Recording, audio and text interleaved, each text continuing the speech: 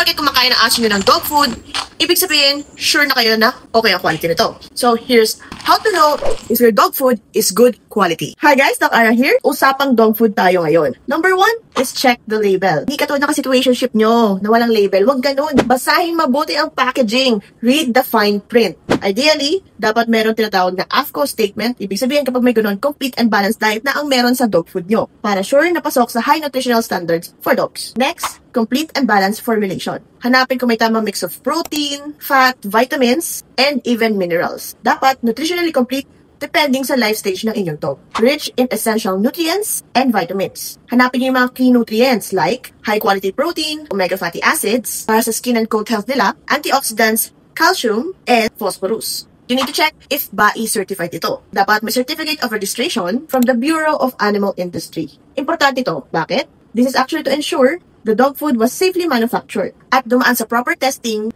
and quality check. And most importantly is observe your dog. Titingnan nyo yung quality ng stool nila, confirm ba ito like this picture at hindi yung lapsak, malatubig, shiny ba ang coat nila, healthy appetite, and kung energized sila kapag itong pinapakain nyo. These are actually good signs of digestibility and balance ang nutrients sa isang dog food. One good example that I could think of is actually Goodest Dog Food. It exceeds AFCO standards. Bakit? Protein, sa wet food meron siyang 53%, sa dry food, 24%. And again, it has complete and balanced nutrition as well, wherein it's formulated with essential nutrients and vitamins. And ang favorite part ko dito, it's low in sodium. And may right amount of magnesium siya to avoid yung mga urinary stones. Kahit affordable, actually maganda results sa stool ng mga dogs ko. Plus, yung wet food nila works well as a topper, lalo na if you want to add more moisture.